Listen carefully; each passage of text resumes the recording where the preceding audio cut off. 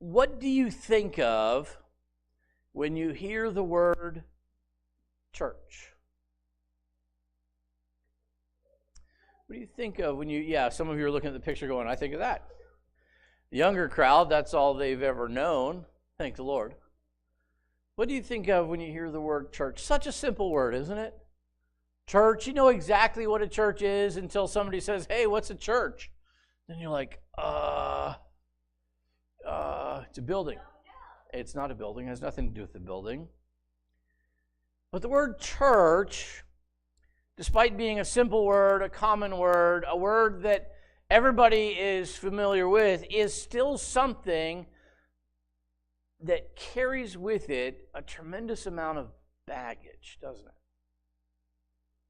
Depending upon your experience, depending upon where you have been and who you have done church with, the word church may have a completely different mental image for you than it might for somebody else.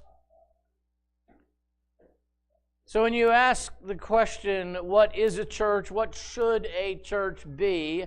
There are a lot of answers, and we're going to tackle it a little bit today. But I have a video. It's a little humorous and yet a little bit insightful of one possibility.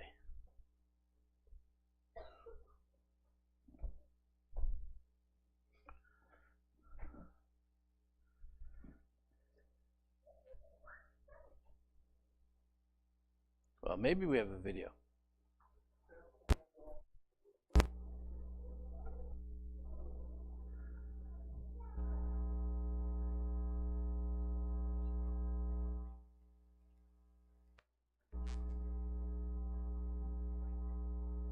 Well, we had a video.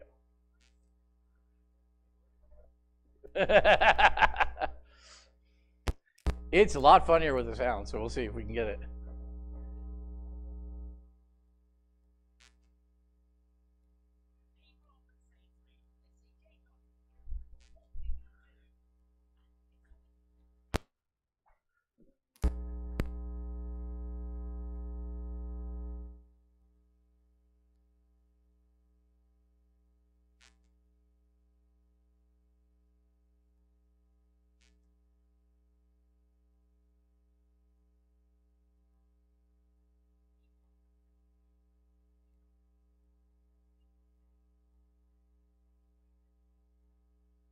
Okay, well, we had a video, past tense. We'll see if we can sort that out later. Maybe we'll put a link up on Facebook for that, so you can go home and watch it later. How's that sound? Wow. When I think of church, I'm almost at a disadvantage here because what I think of church becomes reflected a little bit in our church. Not completely, I wouldn't say it's a one-for-one translation, but when I think of church as a place to be. As a place to be. I would go so far as to say that church is the place to be. Despite all of the weaknesses inherent in church, despite the occasional friction between people, despite all of the challenges that we face in church, church is still actually one of my favorite places to be. Of all the places, excluding, of course, like going to bed and sleeping, because, who doesn't like that? And obviously, that very worn out spot in front of my coffee pot, I'm a big fan of that spot. But of all of the places I go and all the things that I do, church, for me, is a place to be, but it's the place to be. And I know that not everybody gets that, and we all have lives, and we all have different things that we want to do, all have things that we need to do. And so this doesn't reflect everyone's thinking here necessarily, and certainly as you look across the broader culture, our world as a whole, church is not the place to be. It is a place to be occasionally, as long as you don't get nuts. A couple times a year, probably you're good. If Little League and, football and whatever other activities you have to do, mowing the lawn, don't conflict with that schedule. So I wouldn't propose, at least this morning, to change everybody's thinking on this being the place to be. But I'd like to try to start with yours, because I think you're a lot closer to where I am, and so maybe that's a little more attainable. But as we think about church as a place to be, the emphasis there is on be. It's a place to be. It's the place to be. And there, as we look across the New Testament, there are several nuances to that being that we could find. The first one is it's a place to be stable. I might actually throw out the word sanctified, which is a nice churchy word. We don't roll that one out all that often. But a place to be stable. Look with me, if you would, in Colossians chapter 3, and beginning in verse 8. Lord willing, we actually have this on the slide. We'll see. We do. Good. Colossians chapter 3, beginning in verse 8. But now you yourselves are to put off all these: anger, wrath, malice, blasphemy, filthy language out of your mouth. Do not lie to one another, since you have put off the old man with his deeds, and have put on the new man, who is renewed in knowledge according to the image of him who created him, where there is neither Greek nor Jew, circumcised nor uncircumcised, barbarian, Scythian, slave nor free, but Christ is all and in all. One of the most alarming and frustrating things I run into as a pastor is how neurotic most Christians are. Can I be just honest with you this morning? Really, and it amazes me to the point of almost appalling, but how crazy we sometimes are as people. Rather than putting off and allowing God to take our most negative, destabilizing characteristics, the church has always, and I mean the church with the big C, all the way through history, has always had a tendency to accept and condone and even celebrate those characteristics in the name of tolerance. And that's nuts, right? You think about it, how many Christians you know, forget being good Christians, they're not even good people.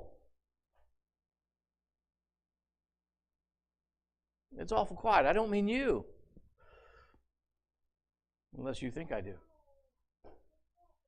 But you look at this list of all of these characteristics that Paul told us, you need to get rid of these from your life. You need to stop them. You need to cut them out. You need to just throw them away. Anger.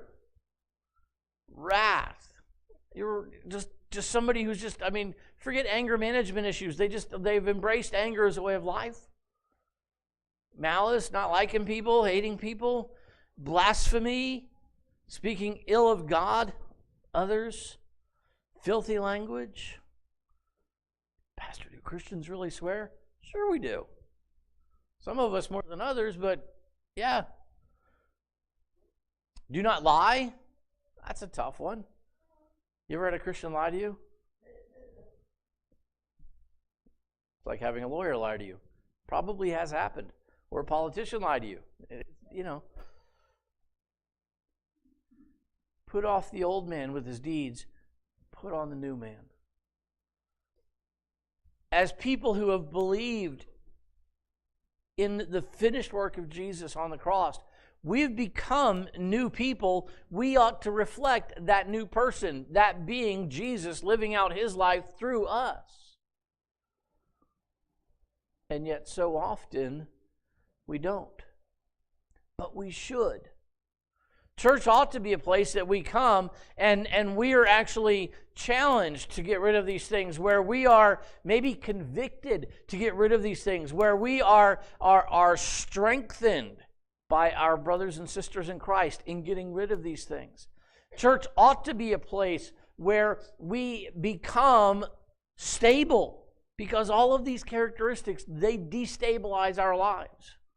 And the reason that Christians live messy lives, that seem like they move from defeat to defeat instead of from victory to victory is because they're not living the life that God gave them to live. They're not living according to the way that God has shown us to live in His Word. They're living according to the dictates of their own hearts, not of God's Word, and it's not getting them anywhere. They're not stable, but they should be. They could be. A church is a place to be stable. And then, after you get through all of those personal issues, the church has historically excluded other racial and ethnic groups from the church. And I have no tolerance for this, but there's just no place in God's Word for racism of any sort. We are one blood. We have a common ancestry that reaches all the way back to Adam. The differences between the darkest person on the planet and the lightest person on the planet is minute physiologically. We are one blood. And Paul said it right here. Look, he made us all one. Not Greek or Jew. Here are two groups that fought each other.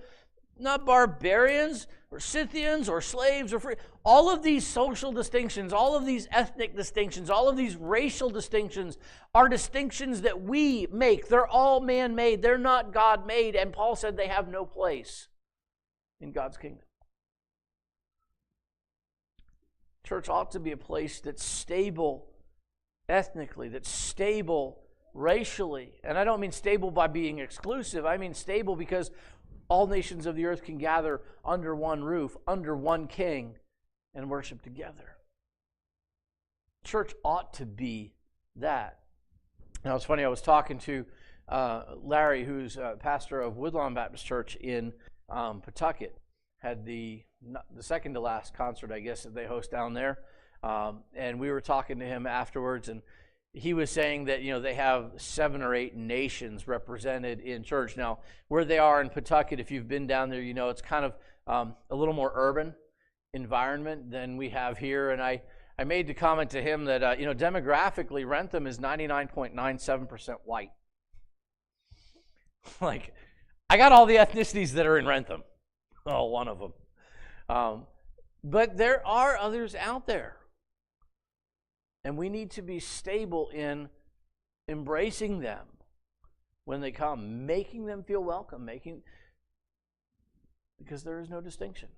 Church ought to be a place to be stable. We could keep going, and it's a place to be served. Now, this is an interesting one. Look, if you will, I have two references here. 1 Corinthians chapter 12, beginning in verse 24. Now, there's some context here that I'm skipping over, and I'll let you read that at home. But just to be aware, I'm kind of jumping into the middle of a thought here. 1 Corinthians chapter 12 and verse 24, Paul says, "But our presentable parts have no need, but God composed the body, giving greater honor to the part which lacks it, that there should be no schism in the body." And he's using your physical body as a metaphor for the church body. There should be no schism in the body, but that the members should have the same care for one another. And if one member suffers, all members suffer with it. And if one member is honored, all the members rejoice with it. Now, think with me here for a second. We'll embrace this metaphor. Have you ever been building something, swinging a hammer for whatever obscure reason you might be doing that, and hit the wrong nail? Which part of your body doesn't hurt? None of them, right? I mean, you feel that. You feel that right now, don't you? It's like, when we feel pain, there is a one point in our body that is most affected, but our entire body feels pain. When we feel joy, our whole body feels joy. Physiologically, it just spreads throughout the whole thing. It works together. And Paul says that's the way that the church as a body is supposed to be. When one member suffers, all the members should feel that suffering with them. When one member rejoices, all of the members should feel that rejoicing with them. And if you've got two people, one are rejoicing and one who are mourning, I'm not real sure how you figure that one out. But we make it work, don't we? There ought to be that sympathy, that sympathetic reaction that we have for and with each other. Titus chapter 3 and verse 8, he makes another interesting statement. This is a faithful saying, and these things I want you to affirm constantly, that those who have believed in God should be careful to maintain good works. These things are good and profitable to men. We ought to be careful to maintain good works. You say, what's a good work? It's a work that's good. Not to be too technical. It's just anything that you do for somebody else that requires some effort on your part and is good for them. You know, we think about today has been declared as a national day of prayer for the people affected by Hurricane Harvey there in Houston and around, and the pictures are dramatic. And the very least we could do is pray. That's a good work. I know some have asked, are we taking gifts and sending money down? And frankly, we don't know anybody down there that we've been able to vet and that I could confidently tell you, yeah, we're going to send money down there and it'll get to the people who are needing it. So no, we're not collecting any money because we just no guaranteed way to get it there. But if you have a way that you trust, whether it's the Red Cross or some religious organization, whatever it might be, maybe you know somebody down there, you have a way to help, then by all means, help. We're a little bit removed geographically, so it's more difficult. But do good works. One of the greatest needs that every person has in their lives is people in their life who will be sympathetic and supportive. Someone to share the ups and the downs in life. And we need people who will do things for us that sometimes we can't do for ourselves. People to expend effort because we are unable to do so. If you need something built, by all means, please call somebody else. But if you need it torn down, give me a shout. I can do demolition. Reconstruction, that's not really my thing. It's a lot easier to tear down, in my opinion. But there are people in our church who know how to build up, who know how to fix, who know how to do whatever it is that you might need done. And the church should be a place where we can be served. It should not be outside the realm of expectation that if you're having a bad day, you could come to church and somebody would lift you up, would encourage you. If you have a need, that there might be somebody here who could help you. I don't think it's asking too much to go to church and expect or hope that there would be a place where you could be served, but there's a catch to that idea. Somebody is going to have to serve you when you come with that expectation. Guess who that somebody is? That's the rest of us. If we are going to be a place where people in general, our people may be more specific, can come and have their needs met, where they can come and be served, that means that we as a group of people are going to have to serve. There just isn't any other way around it.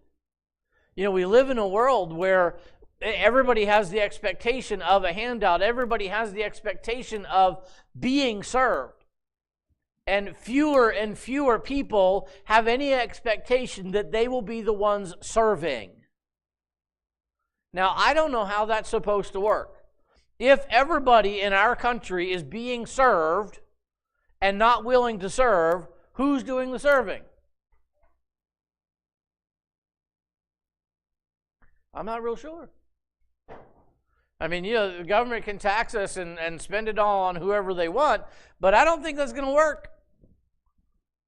When everybody's taking and nobody's giving, then eventually there's nothing to give.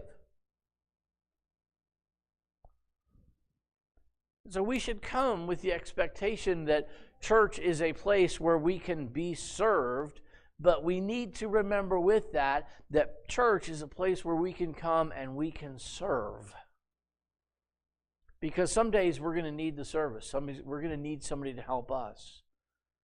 But there are other days that we're not having a bad day, but somebody else needs us to serve them. And they come with the hope and the expectation of being served, and the only way that's going to happen is if we do. If we will. Church is a place to be served. Remembering with that, though, that it's a place to serve. Finally, we have 1 Corinthians chapter 14. And again, I'm jumping into the middle of a thought here that Paul had. And I'd encourage you to read it. But 1 Corinthians chapter 14, beginning in verse 23, therefore, I'm breaking a very cardinal rule here this morning. Because usually when I say therefore, we need to find out what it's... that's your homework. Go find out what it's there for, because I'm just moving forward from the therefore. Therefore, if the whole church comes together in one place and all speak with tongues, and there come in those who are uninformed or unbelievers, will they not say that you are out of your mind? But if all prophesy, and an unbeliever or an uninformed person comes in, he is convinced by all, he is convicted by all, and thus the secrets of his heart are revealed. And so, falling down on his face, he will worship God and report that God is truly among you. Church is a place to be saved. Place to be saved. I remember a few years ago, actually it's more than a few now, goodness, it's probably a decade. That seems too long, but I think it's right. I had a conversation with a person who was a part of this church. They're not here anymore, so don't think it's you. It's not. I had a conversation with someone and made the statement that, we as Christians needed to invite people to church. Radical concept, right? And this person turned to me and, not kiddingly, said, why would I invite my friends to church? They wouldn't like it. Meaning this church. They wouldn't like this church. And I thought, that's terrible. To say that you go to a church that your friends wouldn't like, and I had no follow-up question. I was literally dumbfounded. I seldom don't know what to say. I didn't know what to say. My heart broke. I'm like, well, if your friends won't like this, do you like this church? Because if you go to a church and the people around you, the people that you know, wouldn't like your church, we probably have some work to do. Would you agree with that? I mean, if you hate it here, we need to fix something. If your friends would hate it here, we need to fix something. I mean, we can't accommodate every thought. I pass a church about every week that says, imagine a church that embraces everybody's way of believing, including yours. Okay, that's not a church. That's just a disaster. There are limits to accommodation. But somebody coming in off the street should be able to understand what we're doing and what we're saying.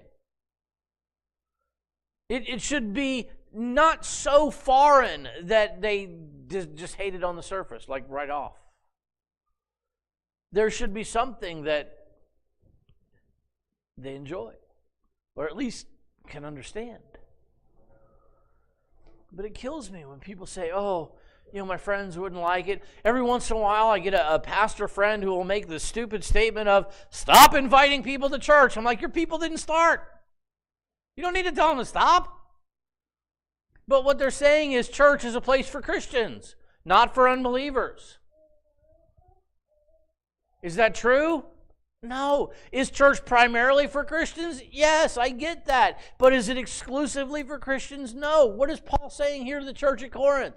He's saying, when you come together, you're barking like dogs, you're rolling around, you're laughing, you're doing all of your charismatic things going on, and the people of your city come to your church and they think you're crazy. He said, you need to knock that off. You need to have a service that's orderly, that is understandable, so that when the people of your city come to your church, they understand what's happening and they can meet Jesus there. You see, from the earliest days of the church, it has always been a place, primarily, yes, it's a place of teaching, it's a place of worship, it's a place where we as Christians gather and we worship God and we give thanks to Jesus for what He's done for us. But it has always been a place where people who don't know God can come and they can meet Jesus. It has always been a place that people should have a sense that they can come in and they can understand what's going on and they can be introduced to Jesus, they can be loved by people. That takes some awareness on our part to say this isn't just like the old Christians Club, right? That we really do want people to come in. That means we're going to have to go out and invite them.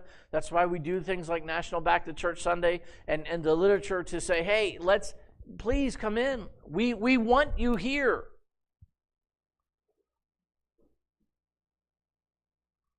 And once they're here, we make sure they know that we get that they're here. And we're not here to condemn them or to worship around them and exclude them. But we want them to meet this Jesus that we know.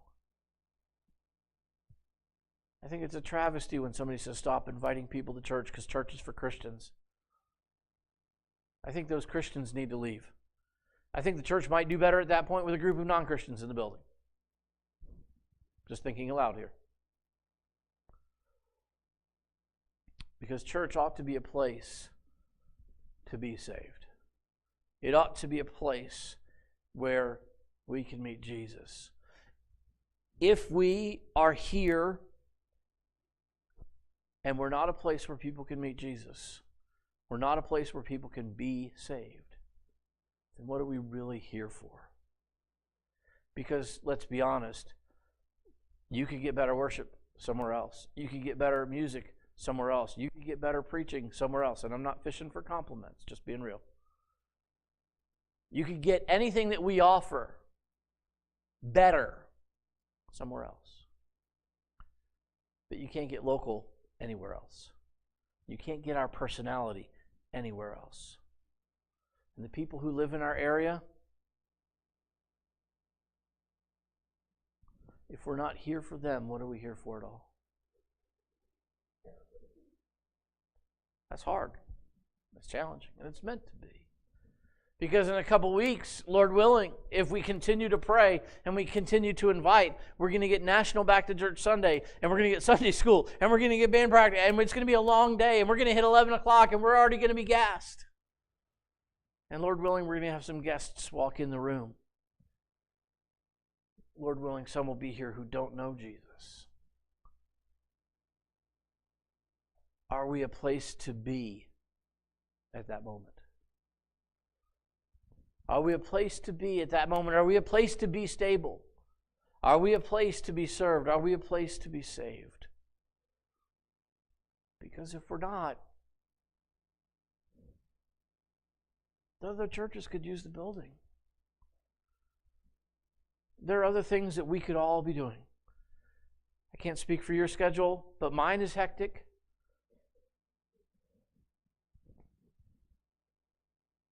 So here's what we do. The key for us being a place to be, the key to us being a place to be stable, place to be served, place to be saved, is that each one of us must project that. We must be that. Because this place, the building itself, it's a hollow shell, right? If none of us are here, it can't help anybody. Unless, it's raining and they need someplace dry. But it can't help anybody. The church is a place to be is really the people that make up that church. I have to be and provide a place where you can be stable. I have to be and provide a place where you can be served. I have to be and provide a place where you can be saved. It starts with me. It starts with you. So here's the challenge. Start with a place to be stable as a thought. Look at that list of horrible characteristics that Paul put in there, and the references there in your program in case you lost it already. And say, which of these do I struggle with? And you say, well, maybe it's not in that list. Well, keep reading your New Testament. You'll find a list that has a sin that you do. I promise. Because you're not perfect, because you're still here. Pick out one of those things and say, you know what, this is a destabilizing characteristic in my life, and by God's grace, I'm going to cut it off. I'm going to stop. I'm going to put it away. I'm going to be stable. I need it as an individual, and my church needs it of me. We need to be a place to be stable. How's that for concrete? You could do that, right? That's discernible. That's figured out. I can do that. Paul said, put it off. I'm going to put it off. Just like, you take off a jacket. That's what he's talking about. Just take it off and set it aside. Throw it in the hamper and don't wash it.